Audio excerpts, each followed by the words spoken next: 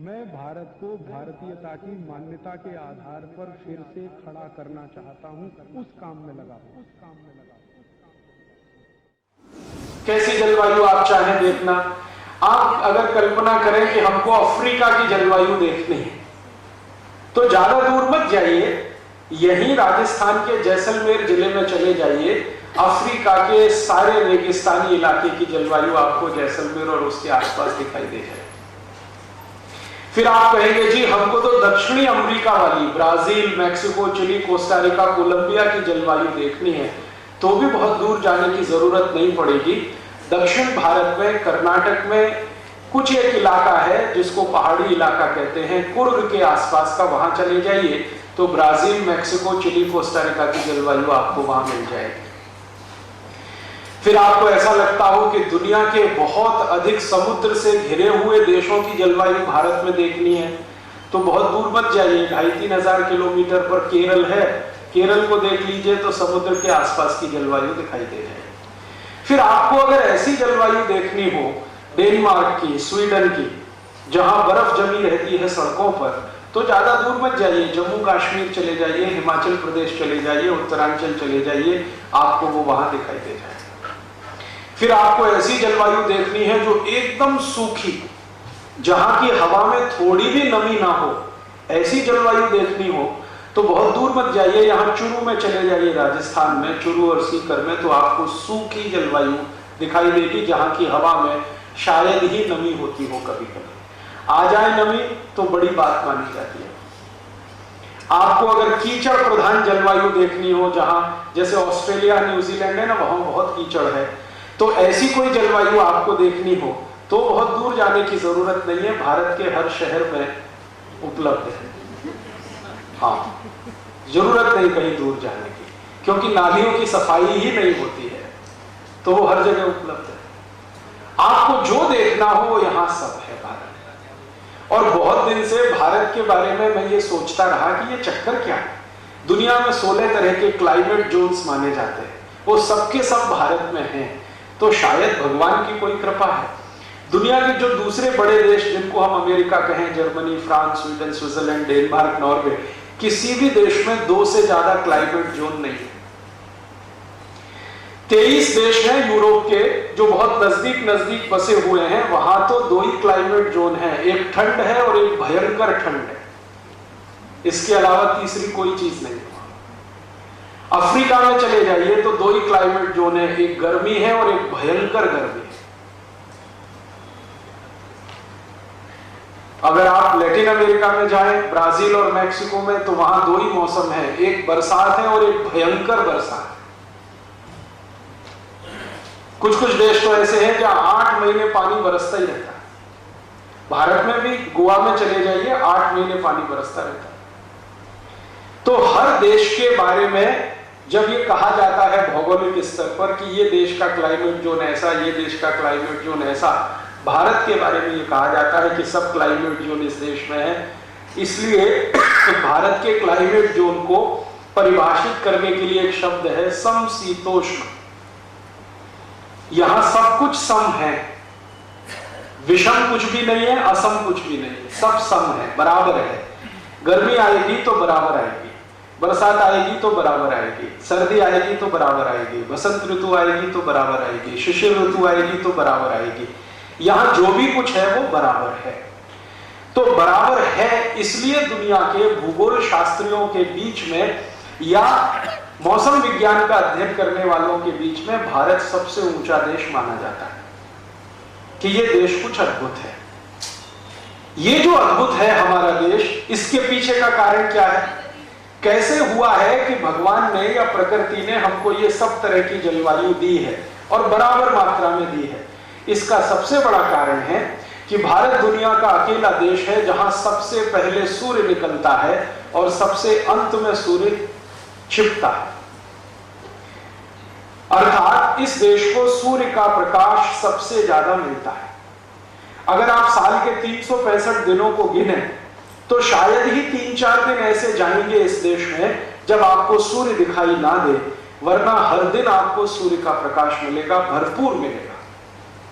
दूसरे देशों की तरफ चले, अमेरिका और यूरोप और उसके आसपास के देश, तो वो बहुत गरीब है इस मामले में कि उनको साल में मुश्किल से 15-20 दिन या बहुत अधिक तो 1 महीना सूर्य का प्रकाश मिलता है, बाकी तो सूर्य निकलता ही नहीं। निकलता है तो प्रकाश नहीं मिलता है। यूरोप में कई देश ऐसे हैं जहां का तापमान न्यूनतम 40 डिग्री ऋणात्मक होता है, -40 डिग्री सेंटीग्रेड। और जिन देशों में शून्य के नीचे 40 डिग्री तापमान चला जाए, आपको कल्पना है जब चुरू का तापमान 0 डिग्री आ जाता है, हर साल आता है, तो कैसी कड़कड़ाती ठंड पड़ती है पूरे राजस्थान और भारत में। अब जरा कल्पना करो कि इससे भी 40 गुना नीचे तापमान चला जाए तो लोगों का क्या हाल होगा। यूरोप के करोड़ों लोगों को हर साल ये झेलना पड़ता है। 40 डिग्री ऋणात्मक जब तापमान हो जाता है तो बर्फ ही बर्फ रहती है, और बर्फ ऐसे गिरती है जैसे यहां बारिश गिरती है। कभी कभी रिमझिम फुहार वाली जैसे बारिश गिरती है ना, वैसे हमेशा बर्फ गिरती रहती है। 24 घंटे, 48 घंटे, 4 दिन, 5 दिन, 10 दिन, 15 दिन, 20 दिन लगातार बर्फ गिरती रहती है। गिरते गिरते सड़क पर बर्फ जमा हो जाती है, 5 फीट, 6 फीट, कभी कभी 10 फीट, 12 फीट।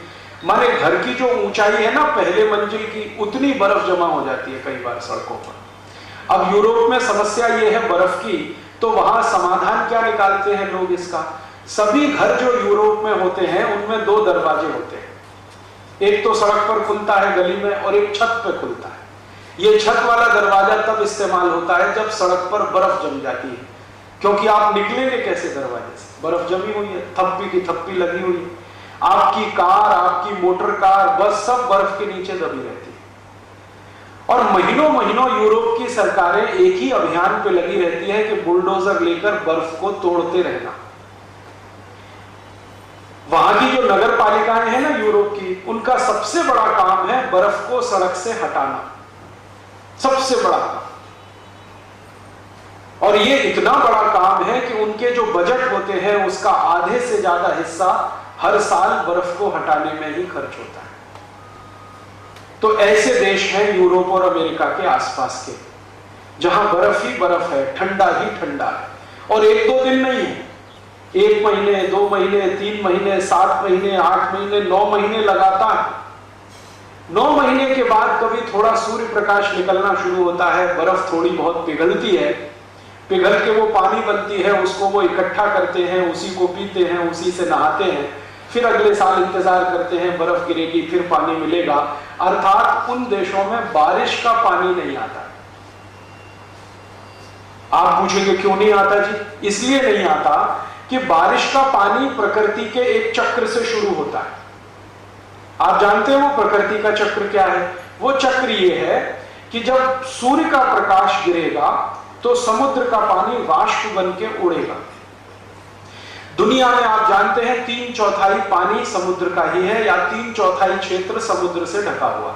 तो सूर्य का प्रकाश भरपूर ताकत से जब गिरेगा तो पानी वाष्प बनेगा, भाप बनेगा, ये उड़कर ऊपर इकट्ठा होगा, फिर ऊपर उठते उठते उठते उठते इसका कंडेंसेशन, संघनन होगा, संघनन होकर ये बादल में बदलेगा, और फिर बादल के आसपास का क्षेत्र अगर कम दबाव का हो जाए तो वो बारिश के रूप में नीचे गिरेगा। ये है प्रकृति का चक्र। अब इस प्रकृति के चक्र में हम समझें कि मुख्य भूमिका किसकी है? सूर्य की।